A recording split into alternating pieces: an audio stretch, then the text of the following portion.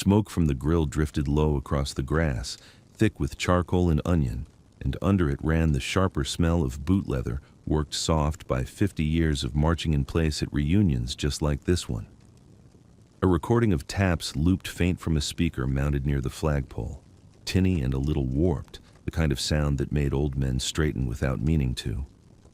Why does the old man in the barn coat stand at the fence every Wednesday and never come through the gate? Paige Aldridge did not ask herself that question.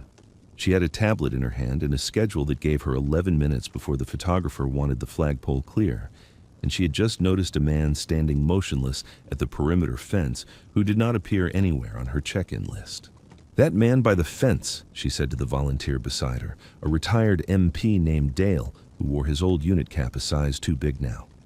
"Can you walk him off the property before the ceremony photos? I don't have him registered. Could be a trespasser, could be somebody's confused grandfather, I don't know which. But I need that fence line clean for the board's arrival."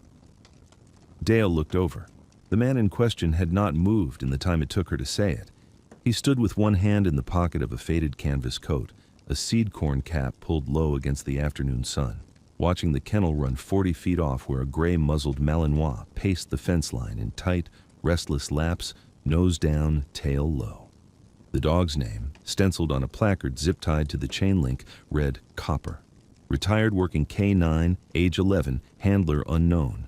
If you've ever been looked past by someone too busy to see who you really are, type steady in the comments. The old man did not look like a threat. He did not look like much of anything, which was, in its way, the whole problem. A shape too easy to file under harmless and move past, the same way you'd move past a fence post or a mailbox. He was maybe 80, though it was hard to tell exactly, the kind of 80 that had spent decades outdoors and had the deep creases to prove it. His flannel shirt showed at the collar and cuffs soft with wear, the plaid gone pale as a photograph left too long in a window. His boots were clean but old, rezzled at least once. He carried nothing. No cane, though something in the set of his shoulders suggested one might not be far off in his future. His right hand, the one buried in his coat pocket, trembled faintly at the wrist, a small persistent tremor that showed itself even through the fabric. He was watching the dog the way a man watches weather coming in off a distant ridge, not urgently but with total attention, cataloging something in the gait that nobody else on the grounds had bothered to notice. Dale started toward him, adjusting his cap, already rehearsing the gentle version of the sentence he'd have to say. Paige turned back to her tablet, thumbed open the ceremony run sheet, made a small tick mark next to fence line, and moved on to the next item without a second glance, because there were 200 people expected by 3 o'clock and a plaque to unveil at 4, and a man standing quietly at a fence, hands in his pockets, watching a dog. Nobody else was watching, did not register on her list as anything more than a loose thread to be trimmed before the photographs began. Behind her, 40 feet off, the dog stopped pacing. Nobody saw it happen. It happened the way weather changes, a degree at a time, until the difference is total and nobody can say exactly when it started. Copper's ears, which had been swiveling at every clatter of folding chairs and static crackle from the speakers, went still and forward, aimed across the grass at the man in the barn coat like a compass needle finding north. She did not bark. She did not wag. She simply stood, transfixed, the restless twitching gone out of her entirely, as if some current running through her for months had finally found ground. The old man's hand moved inside his coat pocket. He was not reaching for anything. He was turning something over between his fingers, slow, the way a man might worry a coin or a rosary. Some small, worn object he'd carried so long the motion had worn a groove into his own habits. And under his breath, so quiet that even Dale, closing the last few yards toward him, didn't catch the words, only the shape of them. He was humming. The clasp had been a leash fitting once. Merle Yancey had folded and refolded the leather so many thousand times over so many years that it no longer resembled its original shape so much as the shape his hand had made it into, a smooth, dark curve worn thin at the fold, the brass clasp gone matte with age. On its underside, if you turned it to catch the light just right, a serial number was still legible, hand-stamped decades ago into metal that had outlasted the leather it was riveted to.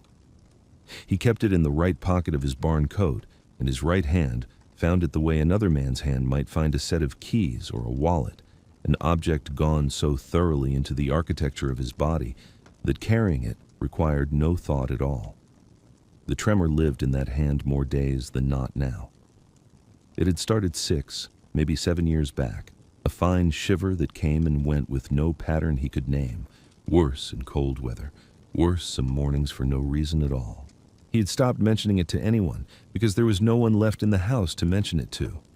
But here, standing at this particular stretch of chain link with his fingers closed around the worn brass, the shiver stilled entirely, the way a compass needle settles once it finds what it was hunting for. He hummed without meaning to. It was a hymn Ruby used to sing while she shelled peas on the back porch, some evenings the only sound in the whole house besides the drone of cicadas and the screen door easing shut on its spring. He did not remember when it had migrated from her mouth into his own throat, becoming something he did without noticing. A low 3 or 4 notes repeated under his breath whenever his hands were busy or his mind had gone quiet enough to let it in. Ruby had been gone 6 years now, taken in her sleep on an ordinary Tuesday in March, her heart simply stopping sometime between midnight and the 6 a.m. alarm neither of them ever needed to set because farm mornings set themselves. He still kept her reading glasses on the windowsill above the kitchen sink, exactly where she'd left them. And some nights before bed he touched the frames the way another man might touch a photograph. He came to this fence every Wednesday. Had for 4 years running, rain or shine, arriving a little after 10 in the morning and staying until the light started slanting long across the grass sometime past 2, standing in the same 8 or 10 feet of ground, worn slightly bare of grass by his own boots. He never went past the gate. The gate was maybe 30 paces to his left, unlocked most days, propped with a cinder block, an open invitation he had never once accepted. People who noticed him at all, and precious few did, because an old man standing quietly at a fence is one of the most invisible sights in the world, assumed he was some retiree with nothing better to do, a man killing time the way old men are supposed to kill time, watching something because watching costs nothing and asks nothing back. What none of them had put together, because it required watching 2 things at once and drawing a line between them, was this. On the Wednesdays, Merle Yancey stood at that fence.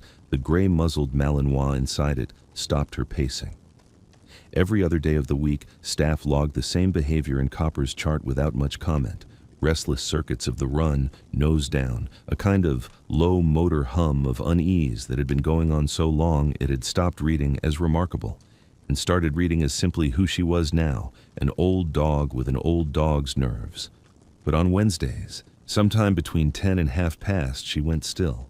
She would walk to the near side of the fence, lie down in the dirt with her chin on her paws, and stay there for hours, calm as a stone in a creek bed, until sometime in early afternoon when the old man in the barn coat turned and walked back to his truck, and the pacing resumed within the hour like a held breath finally released. No one had connected the two.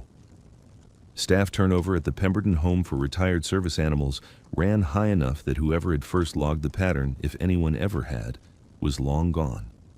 It sat in Copper's file, if it sat anywhere at all, as an unremarked coincidence, a Wednesday quirk, filed under the same shrug that filed everything about an old dog nobody quite knew what to do with anymore. Merle didn't explain it to himself in words either. He only knew that some Wednesdays felt like the only appointment left on his calendar that mattered, and that standing here, hand closed around a scrap of worn leather with a stamped number only he could still read without his glasses, was as close to a form of prayer as he had left in him. He was not waiting for the dog to remember him. He had made his peace with the likelihood that memory, in a dog that old, worn thin by 9 years of kennel routine and God knew what private griefs of her own, might not stretch back far enough to hold his shape anymore. He came anyway. He had decided, without ever quite deciding it out loud, that showing up was its own kind of keeping faith, whether or not anything on the other side of the fence still recognized the man doing the showing up. Dale reached the fence line first, but it was Paige who caught up a moment later, tablet under one arm, already scrolling. Sir? Dale started, not unkindly. I need to ask if you're registered for today's event. Merle turned his head, unhurried, the way a man turns from one chore to the next. No, he said. Paige had her tablet up by then, thumb swiping through the registration list, searching Yancey and getting nothing. searching the surname twice more with slightly different spellings before accepting the screen simply had nothing to give her. "I'm not finding you anywhere on our roster," she said, polite but brisk, the voice of someone managing 40 tasks at once and determined not to let this become the 41st crisis of her afternoon. "This is a private reunion event for registered veterans and their families, plus the kennel demonstration for our donor program. I'll need you to head back to the main lot." "I'll stand here," Merle said. Sir, I understand, but I can't have unregistered visitors along the fence during the ceremony setup. It's a liability question as much as anything." She glanced past him toward Copper, who had gone still in the dirt on the near side of the run, watching the old man with an intensity that struck Paige, for half a second, as strange before she filed it under dog behavior she didn't have time to parse. "Is there someone I can call for you? Family, a ride?" "No," Merle said again. She waited for more. None came. He simply stood there, hand in his pocket, eyes drifting back toward the dog as though the conversation had already concluded to his satisfaction, which, in a sense, it had. He had answered every question truthfully and had no further information he considered anyone's business. Nearby, 3 men in matching unit caps who'd been setting up folding chairs paused to watch, the particular stillness of men who recognize an old soldier's economy of words even when they don't recognize the man himself. One of them, a stocky fellow with a Vietnam-era campaign patch stitched crooked to his cap, said something low to the man beside him. Neither of them stepped forward. It wasn't their business either, not yet, though. Something about the shape of the exchange. A young woman with a screen, an old man with nothing but silence, a fence between a dog and whatever the dog was staring at, made all 3 of them uneasy in a way none could have named. "Sir, I'm going to need to ask you to head toward the parking area," Paige said, gentler now, sensing an audience forming and not wanting this to look like anything other than what she believed it was, a simple matter of an unregistered visitor and a schedule to protect. "Can't," Merle said. "Oh, why not?" He looked at her then, the first time he'd held her gaze longer than a glance. "Dog needs me."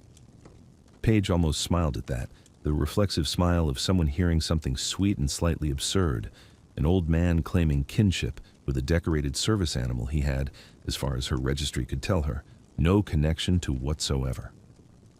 She turned to Brock Millwood, who'd wandered over from the kennel building at the sound of raised voices, tablet still in hand, and said, "Can you walk him to his car?" Gently. "He's not being difficult, he's just not on the list and the board's going to be here in 20 minutes. Brock was 24, 8 months into the job, still knew enough to feel the wrongness of things before he had the vocabulary to argue them. He looked at Merle, then at Copper lying so unnaturally still in the dirt, then back at Merle, and something in him hesitated in a way he couldn't have explained to Paige even if she'd asked. "Sir," he said, "I'll walk with you if that's all right." Merle looked at the boy for a long moment, weighing something.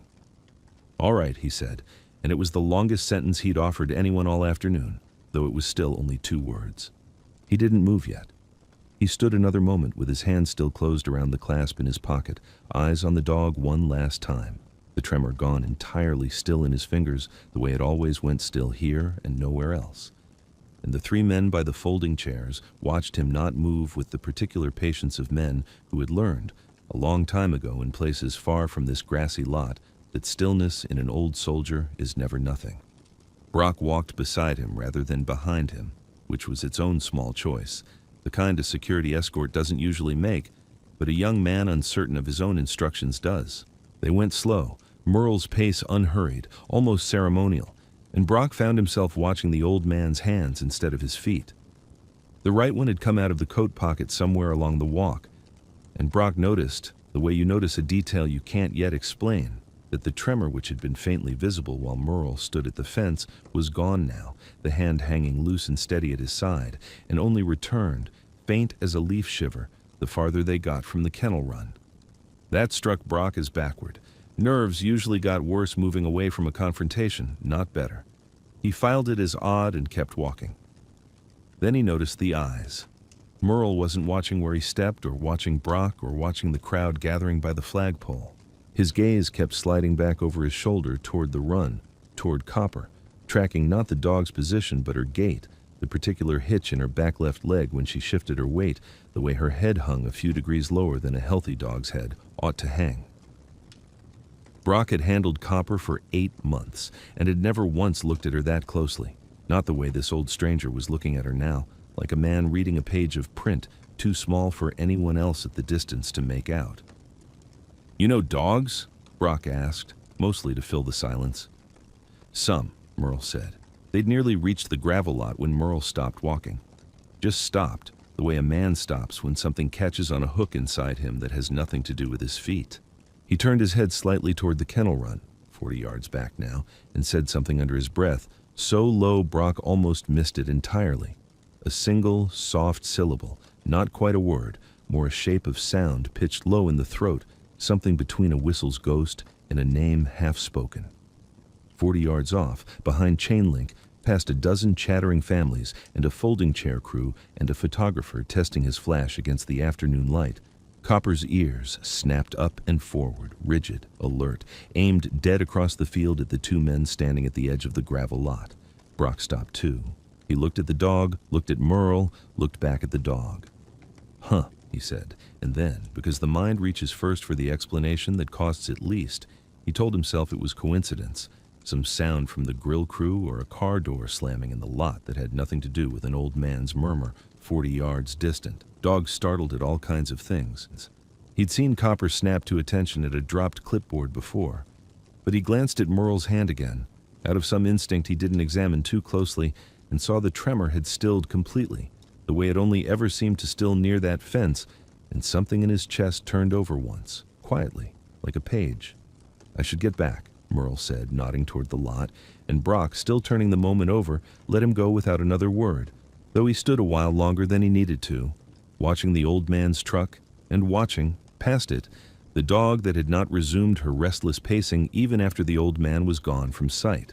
The kennel demonstration began at 2:30, exactly on schedule, the way Paige Aldrich had planned every 15-minute increment of the day to run.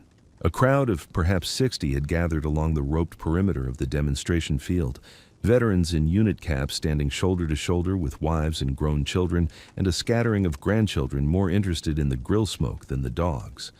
Brock had Copper on a short lead near the center of the field, walking her through a modest routine meant to showcase gently what a retired working dog could still offer a crowd of donors: a sit, a down, a slow controlled heel past a folding table stacked with pamphlets about the Pemberton Homes mission. Merle stood at the fence again, 30 feet back from the rope line this time, having drifted there without quite deciding to. The way water finds the low point in a field, nobody moved to stop him. The ceremony crew had bigger fish now, board members beginning to arrive in pressed jackets, a photographer circling for angles, and one old man standing quietly at a familiar stretch of chain link had dropped entirely off anyone's list of concerns. Copper was mid-heel, 3 steps from the folding table, when it happened. She stopped. Not the trained stop of a command executed, but a full-body seizing of attention, head snapping up and around, eyes finding Merle across 60 feet of open grass with an unerring directness that made 3 people nearby gasp before they understood why. Brock felt the lead go slack in his hand a half second before he registered what was happening, and by the time he called her name, Sharp, the command any competent handler would have led with, she was already 3 strides gone, then 6, then flat out running, ears pinned, tail low, the specific low-slung gallop of a dog moving not to play but to reach. "Copper, down!" Brock shouted, and then, "Copper, come!" 2 commands she had executed 1,000 times in 8 months without hesitation, and she gave him neither. She ran through the rope line, scattering pamphlets off the folding table, past 2 startled board members, straight across the open grass toward the fence where Merle Yancey stood with his hand coming slowly out of his pocket. She hit him at nearly full speed and did not knock him down, which afterward several witnesses would swear was its own small miracle. An 80-pound dog breaking herself at the last possible instant to press her whole weight into his legs instead of through them, burying her face against his knee, her whole body trembling in long, silent shudders. No bark, no whine, nothing but the sound of her own breath coming ragged and fast. Merle's hand came to rest on the back of her neck. The tremor in his fingers, which had returned somewhere on the walk back to the fence line, went utterly still.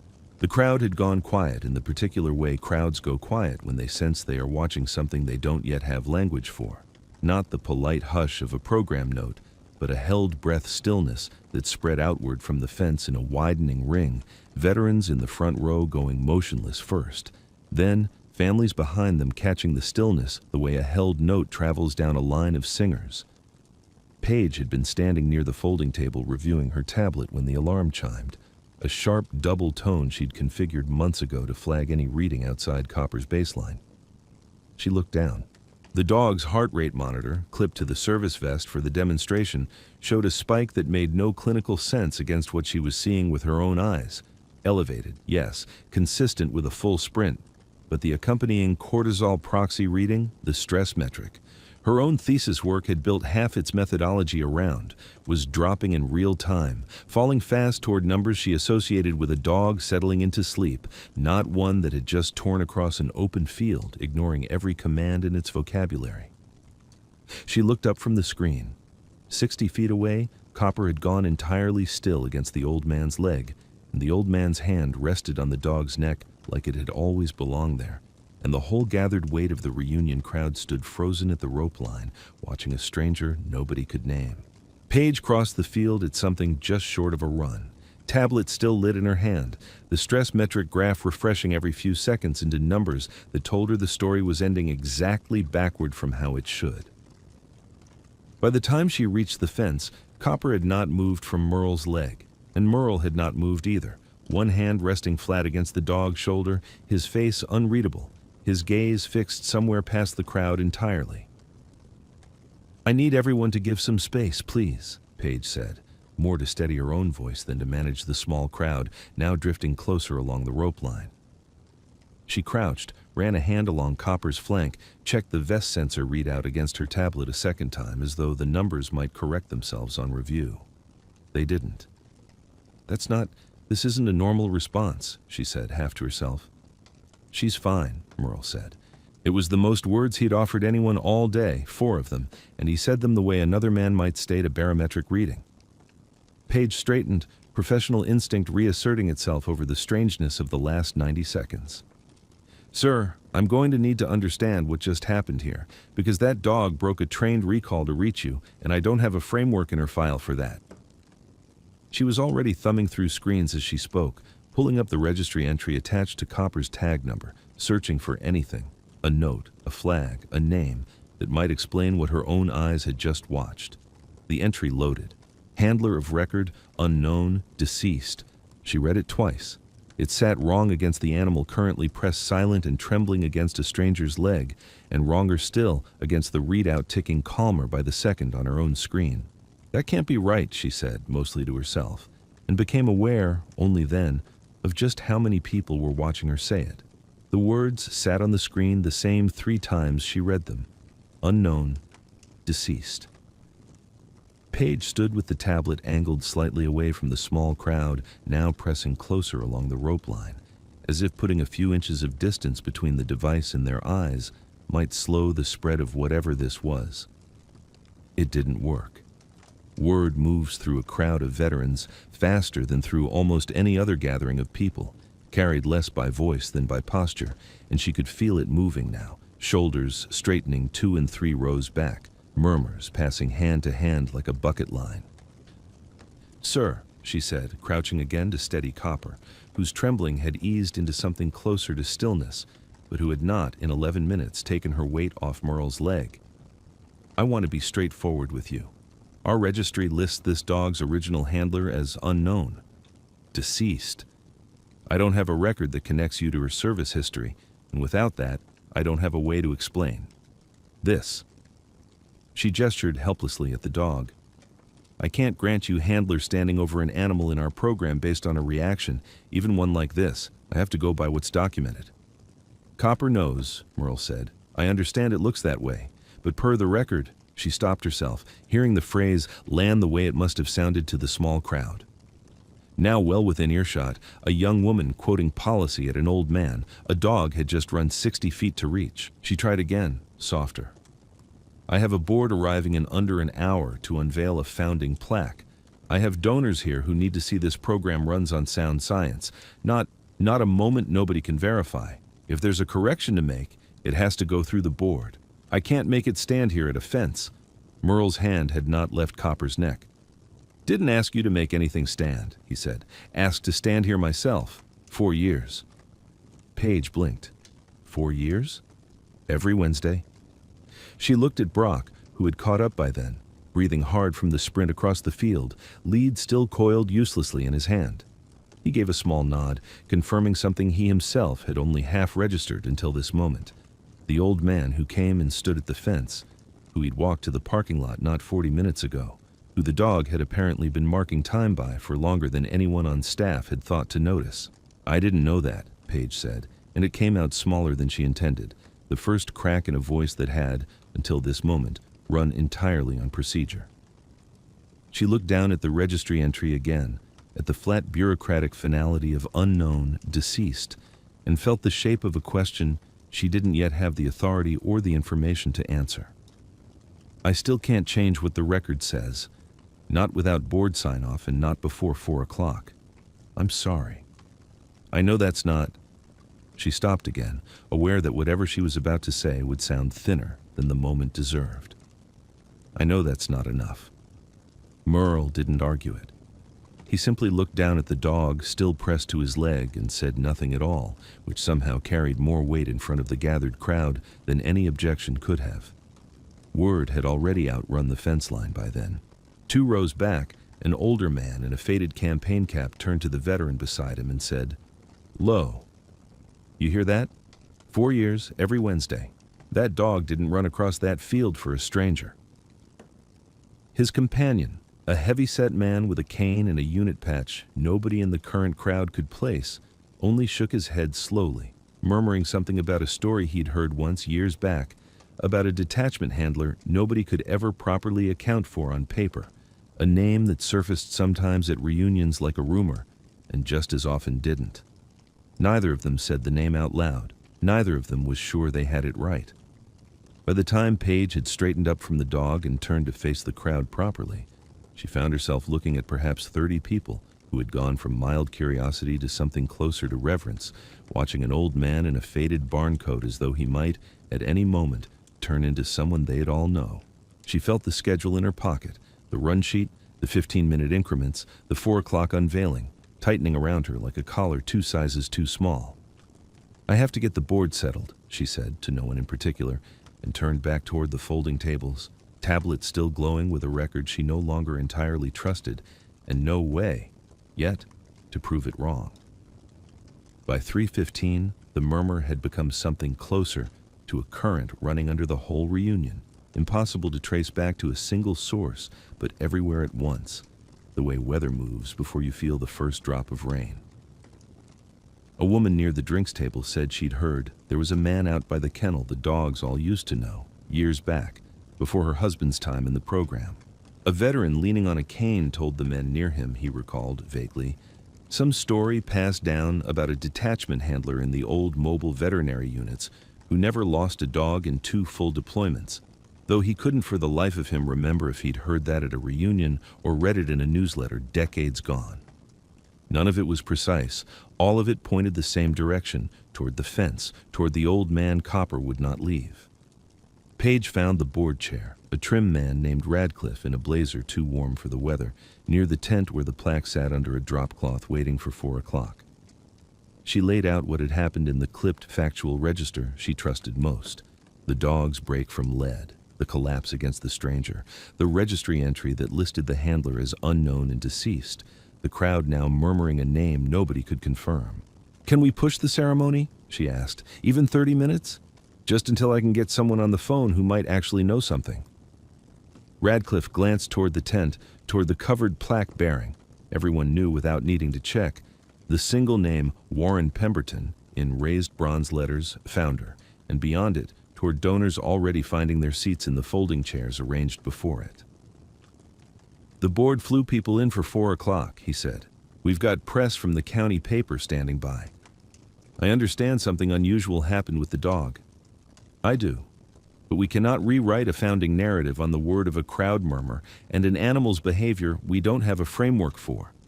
If there's a genuine correction to make, It goes through proper channels after today. The ceremony proceeds at 4. And if the record's wrong? Page asked. If we unveil a plaque today that gets a name wrong in front of the county paper, and then have to correct it in a month? Then we correct it in a month, Radcliffe said, not unkindly, but with the particular finality of a man who has already decided the schedule outweighs the uncertainty. Today we have a founder to honor and a program to fund. 4 o'clock, Page. She walked back across the grass with that answer sitting heavy in her chest, past clusters of veterans still trading half-remembered fragments of a story none of them could complete, past Brock, crouched beside Copper and Merle at the fence, the dog now lying fully down, chin on the old man's boot, more still than Brock had seen her in 8 months of handling her. 40 minutes to 4 o'clock.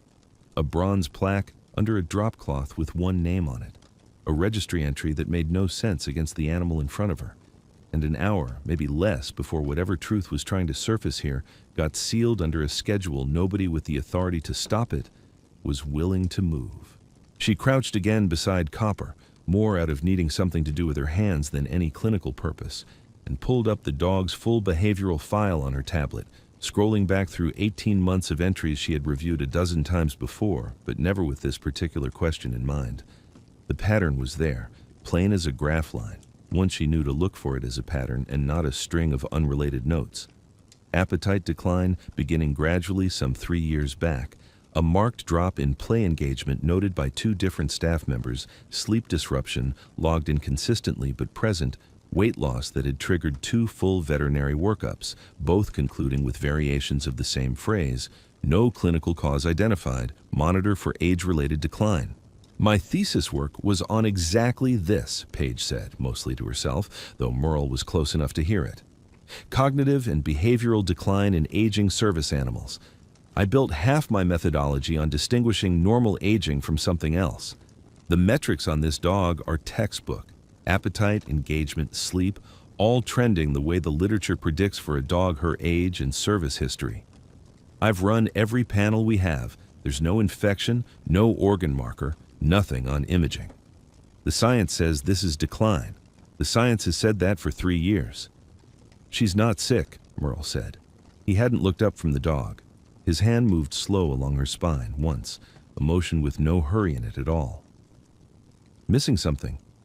Page almost laughed, not from cruelty, but from the particular frustration of hearing a complicated truth reduced to 4 words. Missing what exactly? I have panels. I have imaging. I have 18 months of behavioral data. What is it you think all of that failed to measure? Merle didn't answer right away. He looked down at Copper, at the gray gone thick through her muzzle, at the way her ribs rose and fell now in long, slow, untroubled breaths for what might have been the first time in months, and said, "Can't scan for a person gone." Page had no answer for that. She looked at her own tablet, at the graph lines that had told her a true story for 3 years without ever telling her the reason behind it, and felt something shift loose in her chest that policy language couldn't quite hold back down. "There's a man," she said slowly, "on the board. Colonel Beale. He served in that era, that kind of unit. He's due at 4 for the ceremony, not before. If there's a record, an actual record, that could challenge what the registry says, he might be the only one left who'd know it, and know it fast enough to matter before that plaque comes off its cloth." She looked at her watch. 40 minutes had become 30. "I don't know if that's enough time. I don't even know if he'll come early." She was already dialing before she finished the sentence. Colonel Norris Beale arrived at 9 minutes to 4, 21 minutes ahead of the ceremony's start time, stepping out of a sedan in a blazer with a modest rack of ribbons pinned above the pocket, 74 years old, and moving like a man 20 years younger when something urgent called for it. Page met him at the gravel lot, already talking before he'd fully closed the car door, laying out in rapid, unpolished fragments what had happened with Copper, the registry entry, the murmuring crowd, the plaque under its drop cloth with 20 minutes left on its clock. Beale listened with the stillness of a man who has learned to receive bad news without flinching, and then he asked one question. "Where is he now?" She led him across the grass, past the folding chairs filling with donors and press, past Radcliffe checking his watch near the tent, to the fence, where Merle Yancey still sat on an overturned bucket someone had brought him, Copper's head resting across his knee, Brock crouched a few feet off, unwilling to leave. Beale stopped 15 feet short. Something crossed his face that Paige, watching closely now for anything that might explain what she was seeing, could only describe afterward as recognition arriving all at once, the way a name surfaces whole from deep water. He crossed the remaining distance without a word, and when he reached the old man, Colonel Norris Beale came to attention. Full attention, spine straight, chin level, the posture of a much younger man reporting to a superior officer, executed in front of 60 veterans, a board chair, a photographer who lowered his camera without being asked to, and a young coordinator who felt something in her own chest catch and hold. "Staff Sergeant Yancey," Beale said, and the rank cracked slightly in the middle, the only unsteady thing about him. "Sir, it's an honor." Merle looked up at him, unhurried, the tremor in his hand entirely still. "Norris," he said, just the name, nothing more, and something passed between the two old men that needed no further translation for anyone watching. "You don't know me," Beale said to Paige without turning, his eyes still on Merle. "But I know exactly who's sitting on that bucket, and I've known for longer than I am proud of that this program's registry has his name wrong. Wrong on purpose. Wrong because Warren Pemberton needed an unclaimed animal on paper 17 years ago to close a funding gap, and an unclaimed animal draws a donor credit, a named one does not. He listed this dog's handler as unknown, deceased, because unknown was worth more to the ledger than true. He said it plainly, without heat, the flat delivery of a man laying down a fact he has carried a long time and can finally set on the ground. The crowd, which had been murmuring in fragments all afternoon, went entirely silent. "You knew," Paige said. It wasn't quite an accusation. It came out closer to disbelief. "I knew," Beale said. "I told myself it was old business, that Pemberton was gone, and digging it up served nobody, least of all a program that needed its funding to keep running. I told myself Merle never asked for recognition in 50 years, so why would today be different? I was wrong about that. I let a lie stand because the truth was inconvenient to an institution I cared about, and I would have let it stand a good deal longer if that dog hadn't done what 4 years of my own silence never could." He looked down at Copper, at the old Malinois lying still and breathing easy across a stranger's knee. She remembered what the paperwork forgot. Paige looked down at her tablet, at the behavioral graph still open from 20 minutes before, the cortisol proxy line dropping steady and calm the longer Copper stayed pressed against Merle's leg. Every number on that screen had been telling her the truth for 3 years. She had simply been reading it as illness instead of absence, a decline instead of a wound with a name attached, because her instruments could only measure what was there to measure, and a missing person leaves no marker any scan is built to find. "My data was right," she said slowly, mostly to herself. "I just didn't know what it was data about." Nobody at the fence answered that because none of them needed to. 20 minutes to 4, the drop cloth still over the plaque, and for the first time since noon, the schedule sitting in Paige Aldridge's pocket felt like the smallest thing on the field. They asked him to speak before the plaque came off its cloth, because by then there was no version of the 4 o'clock ceremony that didn't have to reckon with what everyone standing on that grass had already watched happen. Radcliffe, to his credit, didn't argue it twice. He simply moved the folding microphone stand from the tent to the fence line himself, and the whole crowd, donors and veterans and grandchildren alike, drifted across the field to reform around Merle Yancey the way water finds a new low point once you've dug it. Merle did not stand at the microphone. He stayed on the overturned bucket, Copper's head across his knee, and when Beale asked gently if he'd say a few words, Merle looked out at the gathered faces for a long moment before he spoke. And when he did, his voice carried without needing volume, the particular carrying quality of a man who has never had to raise his voice to be heard. 4 years, he said. 1968 to 72, mobile veterinary unit, attached wherever they sent us. 14 dogs came through my hands in that time. He paused, and the pause did more work than any elaboration could have. All 14 came home. Nobody in the crowd moved. Somewhere near the back a folding chair creaked, and the sound seemed enormous in the stillness. "Copper's the last one still living," he said.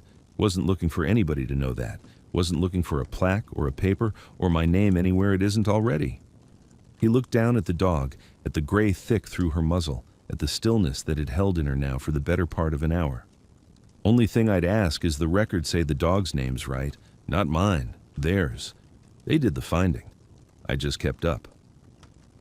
Radcliffe, standing near the drop cloth with an expression that had shed every trace of schedule anxiety somewhere in the last quarter hour, said quietly that the board would see to it, and meant it in a voice that left no room for later revision. Merle didn't acknowledge the promise beyond a small nod. He turned his attention back to Copper instead, the crowd and the microphone and the plaque all falling away from his notice the way they always did once his hands found real work to do. He shifted the bucket slightly, brought himself down onto one knee beside the dog with the careful economy of a man who has learned exactly how much his joints will forgive him, and rested his right hand flat along her spine, between the shoulder blades, still and unhurried. He began to hum. Low, 3 or 4 notes repeated, the same hymn Ruby used to sing shelling peas on the back porch, migrated so long ago into his own throat that he no longer noticed the difference between remembering it and simply doing it. Copper's breathing, already slow, slowed further. Her eyes, which had stayed fixed on Merle's face since the moment she'd broken across the field, closed for the first time. Paige watched from a few feet off, tablet lowered entirely now, forgotten in her hand. Brock stood beside her, and neither of them spoke, because there was nothing the moment needed from either of them beyond witness. He didn't come for the dog to remember him, he came so somebody would. The hum went on, unhurried, the same handful of notes turning over the way his fingers used to turn the leash clasp in his pocket, and under his palm, Copper's body settled by degrees into something the crowd would later struggle to describe, except to say that for the first time in longer than any of the staff could document, the old dog looked, simply, at peace. Not sedated, not diminished, merely arrived, the way a traveler arrives home after a long road and finally sets the bag down. Somewhere behind Paige, a woman in the crowd wiped her eyes with the back of her wrist, quick and unashamed, and nobody around her thought anything of it, because half the crowd was doing something close to the same. The 4 o'clock ceremony began 19 minutes late, and not one person in the crowd seemed to mind.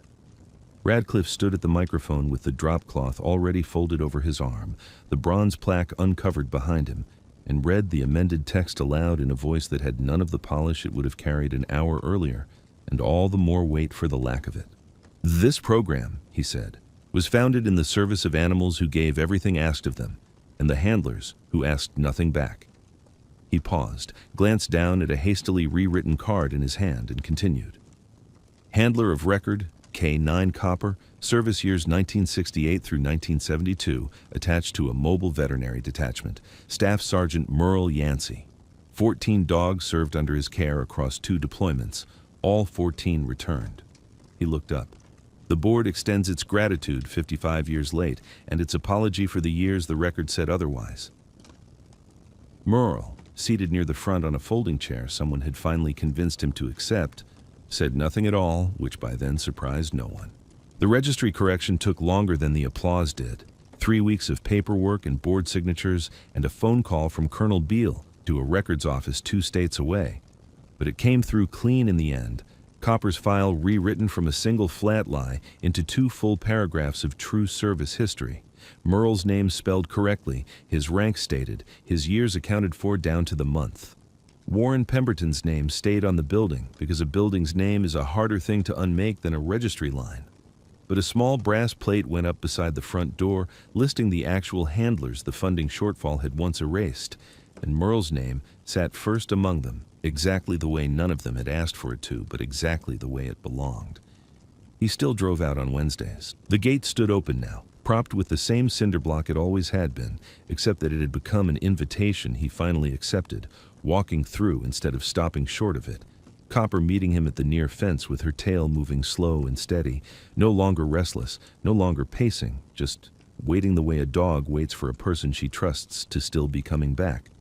Brock had taken to joining him some Wednesdays too, sitting a little apart at first, then closer, asking questions in the careful way of a young man who has realized he is in the presence of something he wants to learn properly, rather than quickly. On an evening in early autumn, weeks after the ceremony, the kitchen light in Merle Yancey's farmhouse burned low and warm against the coming dark, the kind of dusk that turns window glass to amber before it turns to black. He sat at the table where he had eaten 10,000 suppers, most of them with Ruby across from him, some few thousand alone since, and on the wall above the sideboard hung a small shadow box he'd built himself out of scrap pine and a pane of glass salvaged from an old picture frame. Inside it, resting at last after 55 years of riding in a coat pocket, sat the worn leather clasp, its stamped serial number turned up to the light. Beside the shadow box on the windowsill where they had always lived, sat Ruby's reading glasses, dust wiped from them that very morning the way it was every morning.